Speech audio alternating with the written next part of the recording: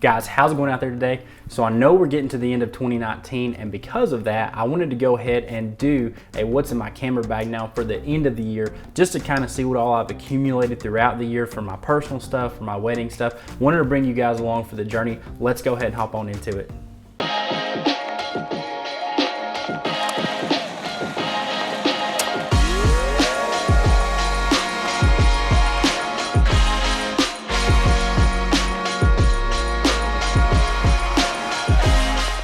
All right, guys, we're coming in hot and heavy with the voiceover. Gonna be showing you the things in my bag, not necessarily in any order. So we're gonna start off with the camera body itself. As you guys know, obviously, I use the X-T3 as my main workhorse. This camera does not let me down. I absolutely love it. Recommend the X-T3 to anyone wanting a good hybrid camera. I do have the battery grip with my X-T3.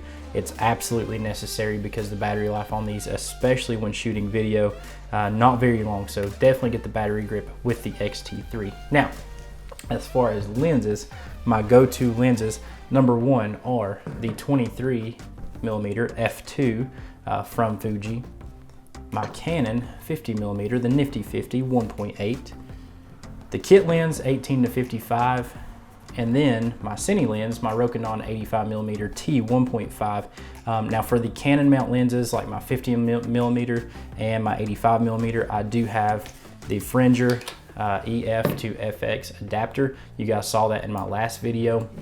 I've done reviews on almost all these lenses except for the 50mm. There's no need to do a review on that because everyone and their mama has a 50mm 1.8. So that's the lineup of lenses that I primarily use for my weddings, for my photography, everything like that.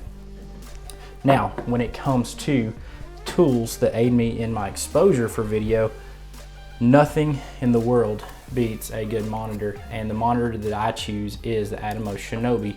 It's not a recorder, it is solely a monitor. You can check your focus with it. It has focus peaking, has zebra striping, has false colors, has everything that a man or woman could need to properly expose their image. It's definitely helpful for my wedding shoots because trying to expose off of the small LED or LCD screen on the back of the camera is not preferable. So definitely recommend the Atomos Shinobi monitor. Now, with the Shinobi from Atomos, I do recommend the middle-sized NPF batteries. I think these are a Sony style battery. I actually got these from Atomos themselves. Great batteries, they have a great battery life. Typically on a day of shooting, I will only go through about 1.5 batteries when it comes to weddings. So very good batteries if you get the middle size. There's a smaller size one and also a larger size one, but this is the middle size battery. I definitely recommend 2 of these. Now, as far as ND filters go, I'm not an ND stickler.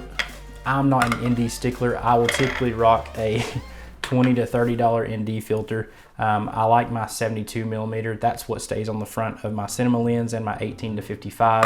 I have a tiny little ND filter for the 23mm because it's about the size of a jar of baby food. And then I have one for my 50mm as well. Like I said, I'm not a stickler when it comes to NDs. These are all variable and all of them can be had for about $20 or so, between 20 and 30. Now for those ND filters, I do have a set of step-up rings to adapt my 72mm filter to my 18 to 55 lens. Once again, these are cheap step-up rings. They are newer, and I think these were like $15 off of Amazon. One thing that I forgot to mention in relationship to my Shinobi was how I mount it. So I have this ball head mount, and I also have a sled or a rail that goes on top of my cold shoe mount or my hot shoe mount on top of my X-T3. Ball head goes on top of that. I can actually mount my monitor and I can mount my Rode Video Micro on the front of the camera. I actually use this to help balance my glide cam as well. Instead of having to adjust the glide cam itself, I can slide the ball head forward or backwards to help me balance my glide cam. Speaking of which, one thing that I always have on the front of my X-T3 is my Rode Video Micro. And like I said, this goes on the front of the sled, helps me balance it out so I can slide it back and forth to help me balance the X-T3 on the front of the glide cam. This thing speaks for itself. Everyone knows the Video Micro, just like everyone knows the 50mm 1.8. Great little mic. It's not powered by anything other than you plug it straight into the camera. It's ready to rock and roll. Now, what good is all that footage without a way to store it? I recommend the LaCie rugged hard drive. This one is a 2 terabyte. I know they make a 4 and I think they make an 8. Correct me if I'm wrong, somebody down in the comments, but haven't had one of these fail yet, knock on wood.